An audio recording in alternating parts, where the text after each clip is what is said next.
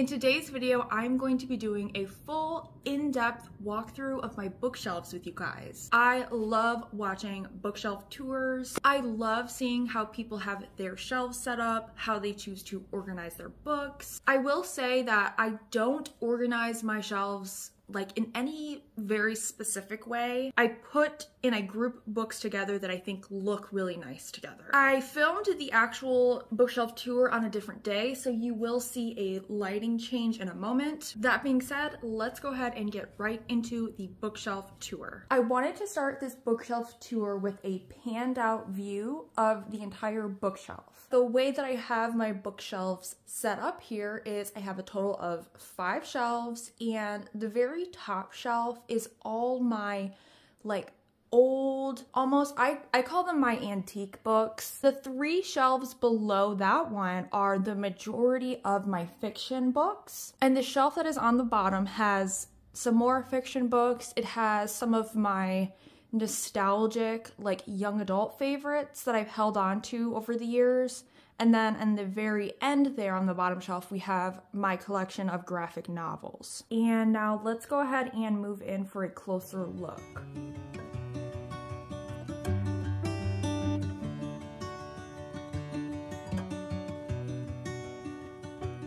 Starting over in this little bottom corner, we have a lot of like blue, gray, black books. This book on the end right here, Sensitive. I just read the audiobook of this one in January, and I loved it so much that I had to order myself a physical copy so I could annotate it. The next 3 books, I have not read those yet. I recently picked those up at a library book sale. Next to that, we have a few of my favorite books from 2023. Our Hideous Progeny and How Can I Help You? I recently reread and annotated both of those. Next to that, we have a few Lisa Jewell books. Lisa Jewell is my favorite thriller author, and I would like to own the majority of her books one day. The Starless Sea by Erin Morgenstern, which I have read, and I did love that book, as well as Ninth House and Hellbent by Leigh Bardugo. I've read both of those. These 2 books I have not read, My Lovely Wife or Social Creature, yet. Moving over here. Okay, so this is where we start to get into some of the young adult nostalgic favorites that are books I've held on to for a very long time. The Raven Boys series right here is one of my favorite young adult series, and I've had these books for a very, very long time. Right on top of the Raven Boys, we have a little stack of different paperbacks right there, and I actually have not read any of those. I did find those 2 R.L. Stine books at a little free library, actually. Moving over, we have the second book in the Vicious series by V.E. Schwab. I would love to find myself a hardcover copy of Vicious to go with Vengeful. I love both of those books in the series, but it's hard to find a hardcover copy of Vicious, so if I ever find that, I will be very happy to add it to my collection. Moving over here, Laini Taylor is, and always was, my favorite YA author. I loved the Daughter of Smoke and Bone series. That was definitely my favorite series in my teen years, and I do enjoy The Strange the Dreamer duology as well. And right on top of those was a little book of poetry called I Am Not Your Final Girl, which I highly recommend. Moving over a little further, we have the Graceling trilogy, as well as the Gemma Doyle trilogy by Libba Bray. Moving over to the end of the shelf here, we have my collection of graphic novels. I have a large collection of Buffy comics that are all like different series of Buffy comics. Going up one shelf here, this is where we start the majority of my fiction. So moving in a little bit closer to this shelf here, I tried to face out books that were either like all-time favorites, or I just, like this book right here, Slewfoot by Brom.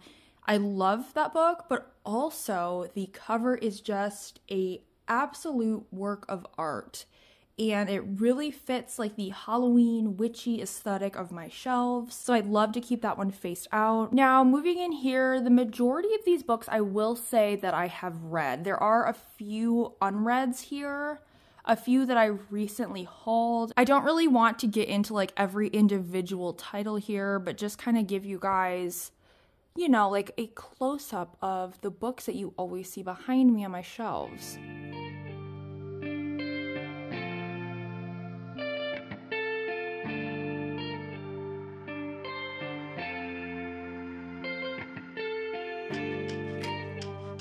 Moving over a little further, I have a few books in the Wayward Children series by 𝚆𝙾𝙽𝙽𝙴𝙲𝚃 McGuire. I am really excited. I know the newest one just came out and I have a hold on it at the library and I'm very excited to get to that one. We have a couple of my favorite nonfiction books. The Witches Are Coming by Lindy West and Hood Feminism by Mickey Kendall. Moving over a little further, I have a couple of my thrillers here, and this series on the end right here, this is the Winter Night Trilogy by Catherine Arden.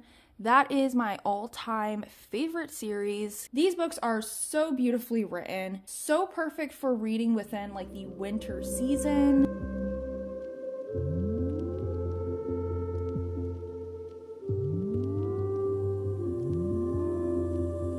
And the next shelf that we have right here, moving into the books here, I have not actually read any of these hardcovers right after that Jewel book. I did recently get a few of these at a library book sale. The Ready Player One series right here, those were both my husband's books that I got for him for Christmas one year, and he really loves those. This on top right here, these are the same book, just different covers of the same book, and this is one of my all-time favorites, In the House in the Dark of the Woods by Laird Hunt. If you like gothic, horror, fairy tale-esque books, if you like books that are fairy tale-like, that feel like fever dreams, this is a incredible, extremely underrated book. Moving over a little further, we have the majority of my classics right here. And most of my classics, I tried to collect the Penguin Classics Deluxe Edition. This is when we start to get into some more of my very favorite books. Some of these are books that were favorites of 2023, so like theme music right there.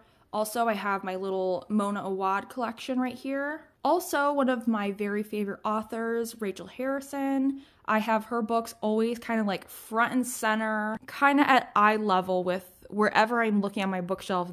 My eyes are drawn right there because she is my favorite, and so I want to keep her books like front and center. And moving over here to the end, this is like my favorite little section of decor here. Right behind this bust, I have another old antique book. I think that's actually a textbook. Sadler's Counting House Arithmetic. So it is an old textbook from the very early 1900s that I ended up finding at an estate sale. And here is a little bit of a close-up here of this guy, which, like I said, I've had this now for 4 years. When I bought this plant, I got it from Walmart, and it was actually in a little 3-inch pot for like $2.97. And after 4 years, this plant has just blown up. Let's move up to the next shelf now. We have my little Catriona Ward collection, some more fiction hardcovers.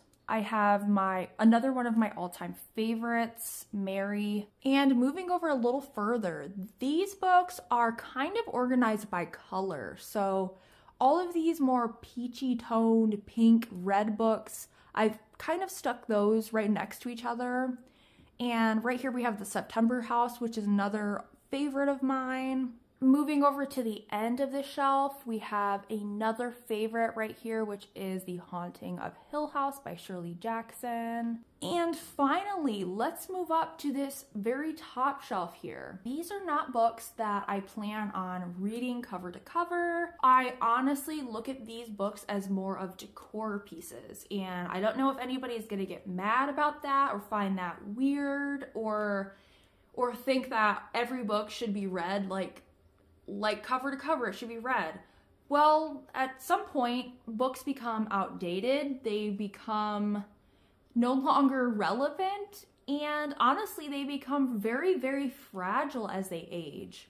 So for instance, this one right here, that book is from the very early 1900s or late 1800s, and it is falling to pieces, as well as this book right here. I think it's an old dictionary. Yes, this is an old Webster's dictionary, and every time I move this book, it loses bits. It's just falling apart. So at a certain point, I feel like you cannot, books just become display pieces, you know, like if you want to preserve them, then you have to put them on a shelf and not touch them anymore. So I'm just kind of keeping these books as beautiful display and decor pieces that I plan to preserve and maintain.